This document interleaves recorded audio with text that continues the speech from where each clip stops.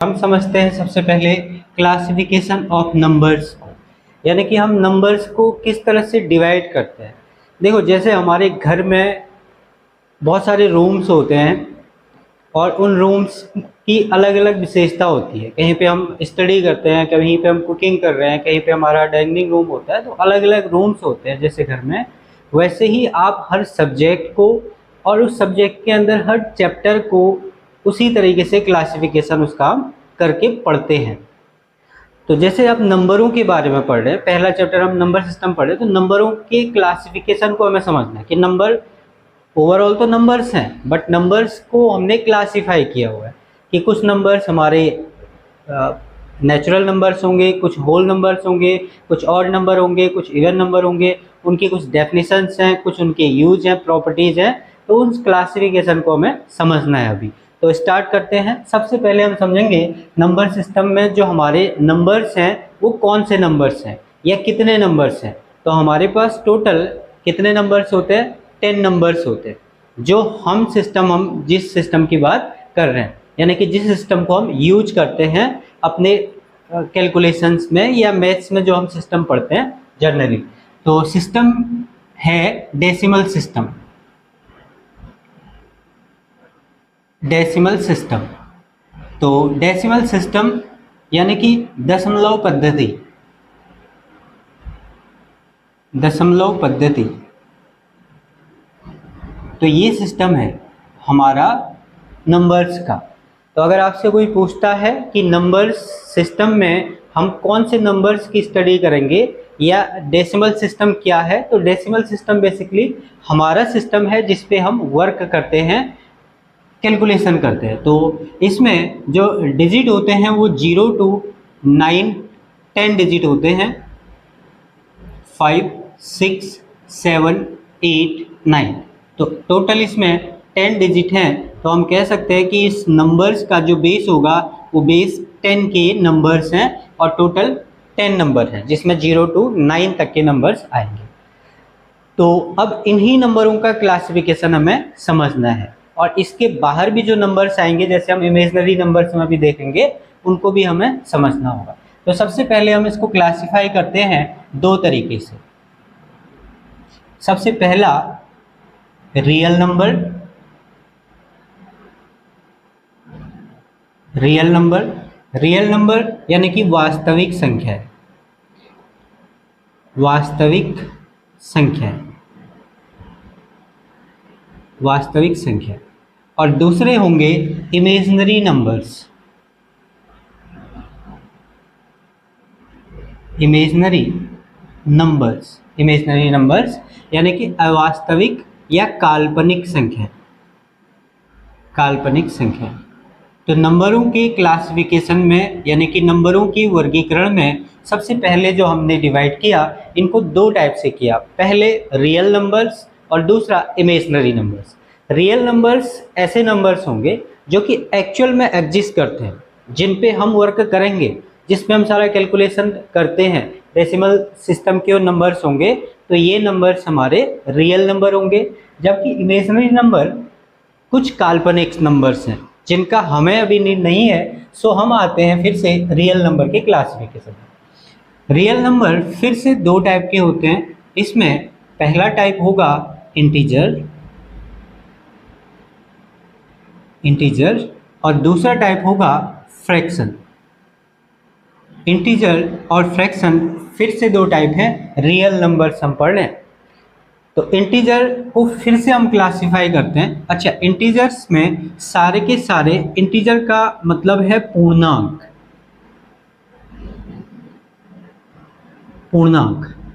पूरा नंबर जहाँ पे होगा वहाँ पे हम इंटीजर को यूज करेंगे। तो पूरा नंबर आप देखते हो, 0 एक पूरा नंबर है, 1 2 3 4 ये सारे के सारे पूरे नंबर्स हैं। इसमें कोई भी डेसिमल नहीं आ रहा या कुछ भी फ्रैक्शन वाला पार्ट नहीं है, तो हम इसको बोलेंगे इंटीजर यानी कि पूर्णांक।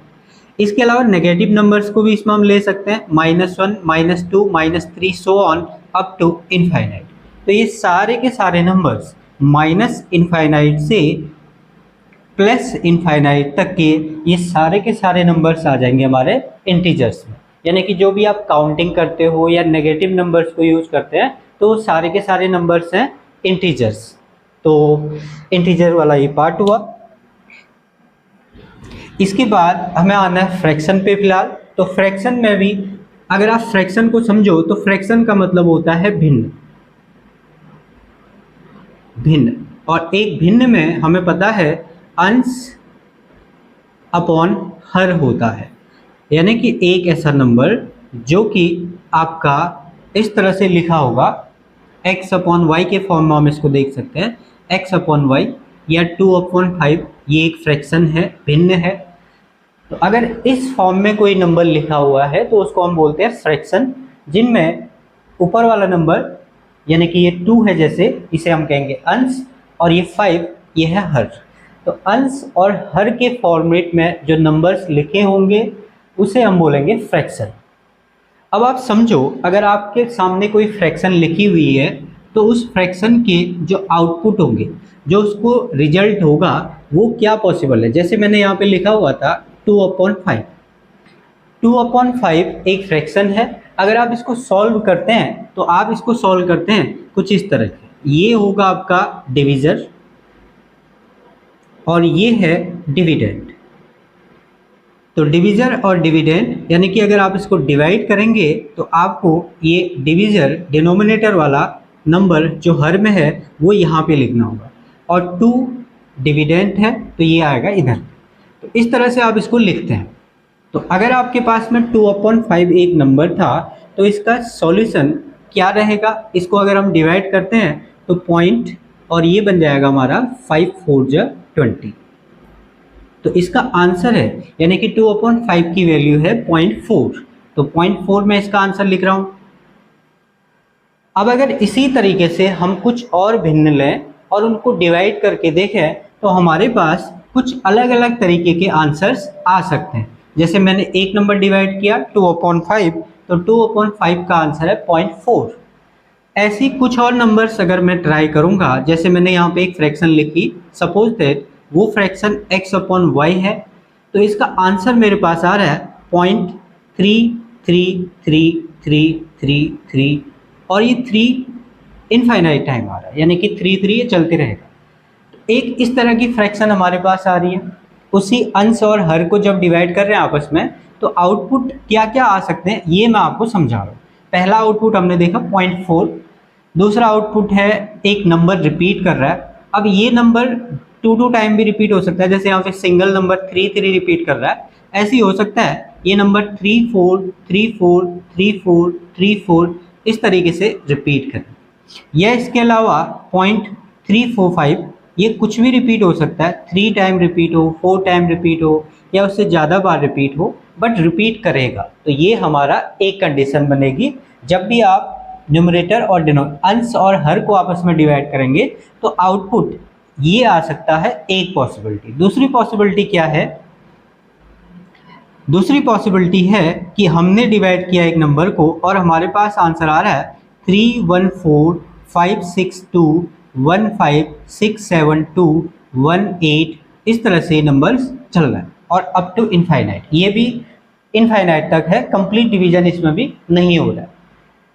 तो आपने देखा इस तरह के कुछ आंसर्स आते हैं जब हम इन नंबर्स को डिवाइड करेंगे, यानी कि किसी फ्रैक्शन के आउटपुट में इस तरह के नंबर्स आ सकते हैं। तो अगर इस तरह के नंबर्स आ रहे हैं तो इन्हीं से हम एक और कैटेगरी बनाएंगे जो कि फ्रैक्शन के टाइप होंगे, फ्रैक्शन के टाइप होंगे। तो उससे पहले आप इनको और अच्छे से समझो। अगर ये नंबर्स आ रहा है इसका मतलब ये तो कंप्लीट डिवाइड हो गया, कंप्लीट यानी कि डेसिमल के कुछ प्लेस के बाद पूरी तरीके से ये डिवाइड हो रहा है। तो अगर डिवाइड हो रहा है तो इसको हम बोलते हैं terminating fraction. Terminating fraction, terminate का मतलब होगा रुक जाना, हिंदी में इसको बोलेंगे शांत दशमलव। शांत दशमलव, शांत दशमलव। इसके अलावा जो 3 अगले नंबर्स हैं, ये वाला और ये वाला, ये भी टर्मिनेटिंग हैं। अब लेकिन इसमें और इसमें थोड़ा सा डिफरेंस आपको लगेगा, क्योंकि ये तो यहाँ पे रुक गया, आगे कुछ भी नंबर हमारे पास रिमाइंडर में नहीं आ रहा था, जबकि यहाँ पे कुछ ना कुछ रिमाइंडर अभी भी चल रहा है, क्योंकि अप टू इनफाइनाइट है, मतलब रिमाइंडर चल रहा होगा। बट इसको भी हम टर्मिनेट कर सकते हैं। इसको टर्मिनेट करने के लिए हमें सिंपली इसको कैसे टर्मिनेट करेंगे हम इसको आगे डिटेल में पढ़ेंगे। अगर आप इसको 3 बार के फॉर्म में लिखते हैं, इसका मतलब 3 रिपीट कर रहा है, तो ये टर्मिनेट हो चुका है ये नंबर, और इसको हम सॉल्व करके आगे फ्रैक्शन में भी कन्वर्ट कर सकते हैं। ऐसे 3 4 यहाँ पे रिपीट कर रहा है, 3 4 3 4 3 4 3 4, इट मीन्स ये बनेगा 3 4 बार, 3 4 बार इसकी वैल्यू होगी। सेम एज यहाँ पे अगर हम देखें तो 3 4 5 3 4 5 3 4 5, तो यहाँ पे इसको टर्मिनेटिंग फ्रैक्शन में कन्वर्ट करने के लिए हमें इसको बार ब्रैकेट के साथ में ले लेना होगा। तो ये चारों टाइप जो कि यहाँ पे आउटपुट हमारे थे, ये सभी के सभी होंगे शांत दशमलव। और जो अगला है, अच्छा इसको आप रिपीटिंग भी बोल सकते हो, ये तो टर्मिनेटिंग हो गया, इसको एक और नाम आप कह सकते हो पुनरावृत, रिपीटिंग डेसिमल, क्योंकि आप देखो ये रिपीट कर रहे हैं नंबर्स, इसमें एक नंबर रिपीट कर रहा है 3 3 3, इसमें 3 4 का पेयर रिपीट हो रहा है, और इसमें 3 4 5 का पेयर रिपीट हो रहा है, तो ये रिपीटिंग डेसिमल्स हैं, रिपीटिंग और ये टर्मिनेटिंग है। और रिपीटिंग को वापस से हम किस में कन्वर्ट कर सकते हैं, टर्मिनेटिंग डेसिमल में कन्वर्ट कर सकते हैं। तो ऊपर के ये फ्रैक्शंस हमने देखे। इसके बाद हम आते हैं इस वाले पे। अगर आप इसको ऑब्जर्व करो तो ये ना तो टर्मिनेटिंग है, यानी कि ये रुक नहीं रहा है, रुकने का मतलब ये एक प्लेस के बाद भी रुक सकता है, 2 के बाद रुक सकता है, 3 4 5 प्लेस के बाद कहीं भी जाके रुके, बट ये रुकता हुआ नहीं दिख रहा है।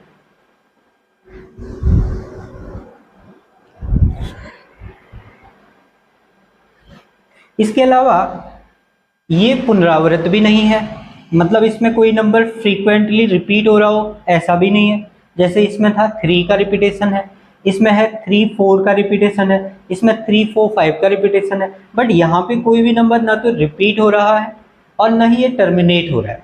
तो ये हमारा non repeating non terminating decimal है, जिसे हम कहेंगे हिंदी में अशांत यानी कि नॉन टर्मिनेटिंग, और नॉन रिपीटिंग यानी कि अपुनरावृत, अपुनरावृत, नॉन रिपीटिंग नॉन टर्मिनेटिंग ये फ्रैक्शन होगी।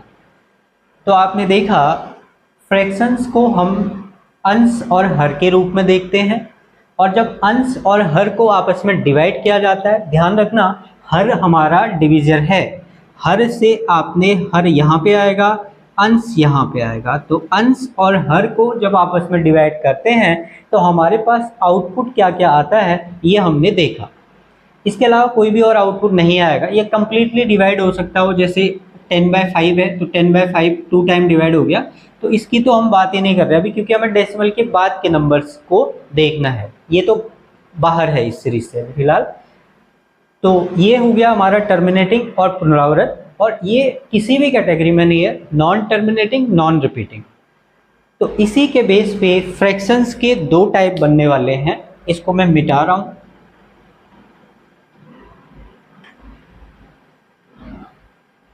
तो अगर आप किसी भी फ्रैक्शंस को डिवाइड करते हैं तो आपके पास में 2 टाइप के नंबर्स आएंगे। पहला नंबर पुनरावृत या शांत दशमलव होगा, यानी कि टर्मिनेटिंग डेसिमल होगा, या फिर रिपीटिंग होगा, पुनरावृत होगा। अगर आप डिवाइड करते हो किसी फ्रैक्शंस को तो आपके पास में तो वो कंप्लीटली डिवाइड हो जाएगा, यानी कि 2-3 प्लेस के बाद, या फिर वो रिपीट करेगा, सेम नंबर उसमें आएंगे, तो ये एक कैटेगरी। और दूसरा अशांत यानी नॉन टर्मिनेटिंग, और अपुनरावृत यानी कि नॉन रिपीटिंग। अपुनरावृत, अपुनरावृत और अशांत दूसरा टाइप होगा। अगर आपका डेसिमल ये वाला है तो इसको हम बोलते हैं परिमेय संख्या, परिमेय संख्या, रेशनल नंबर, परिमेय संख्या। और अगर डेसिमल अशांत और अपुनरावृत है तो इसे हम बोलेंगे अपरिमेय संख्या, इरेशनल नंबर्स, अपरिमेय संख्याएं, अपरिमेय संख्या।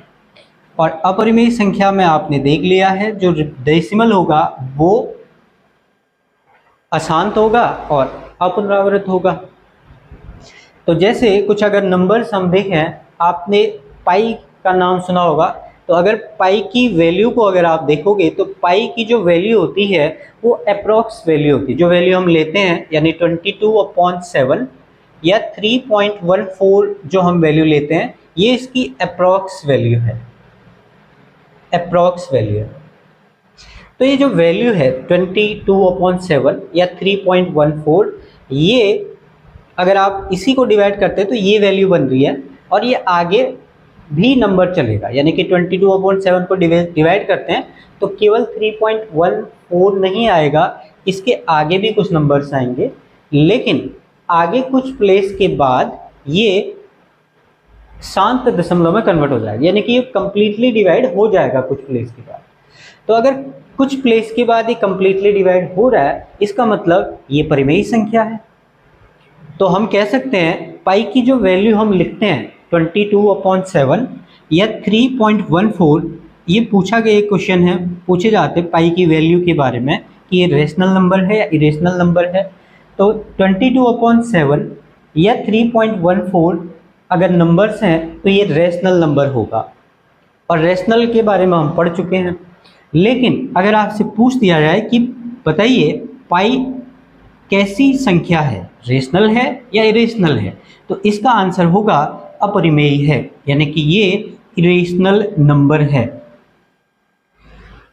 ऐसा इसलिए है क्योंकि जो पाई की वैल्यू है, ये मैंने बताया आपको अप्रॉक्स वैल्यू है, इसकी जो एग्जैक्ट वैल्यू है वो एक क्या है, अपुनरावृत और अशांत संख्या है। यानी कि अगर पाई की वैल्यू को अगर आप सॉल्व करोगे तो 3.14 डिफरेंट नंबर आपको यहाँ पे देखने को मिलेंगे, 8, 7, 5, 6, 5, 6, 7, तो ये डिफरेंट नंबर आएंगे, यानी कि सेम नंबर नहीं आएगा। जबकि 22/7 ये हमने एक अप्रॉक्स वैल्यू ले रखी है, जिसके अकॉर्डिंग ये पूरा डिवाइड हो जाएगा कुछ प्लेस के बाद।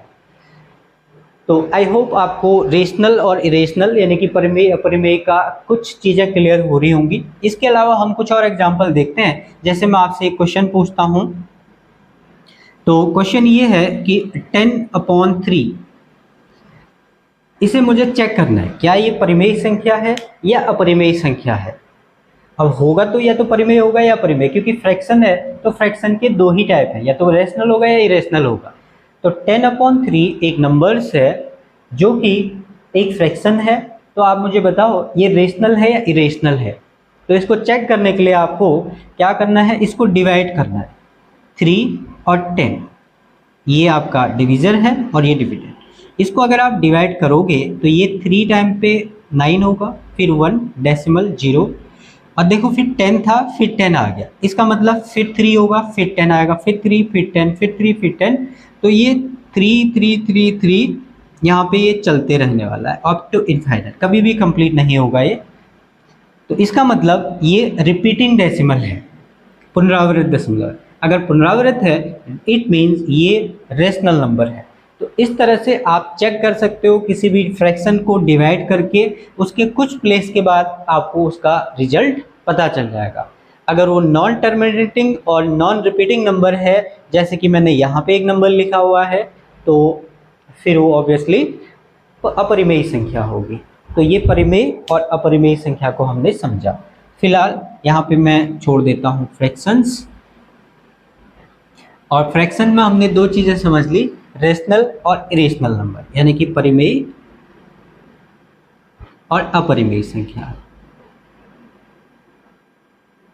अपरिमेय संख्या, अगर आप बुक्स में परिमेय या अपरिमेय की डेफिनेशन देखना चाहोगे तो आपको कुछ इस तरह से डेफिनेशन मिलेगी कि जो नंबर्स P/Q के फॉर्म में लिखे जा सकते हैं, जहाँ पे P एंड Q बिलोंग करेंगे आपका नेचुरल नंबर से, और Q की जो वैल्यू है वो नॉट इक्वल टू 0 होनी चाहिए, तो वो रेशनल नंबर होगा।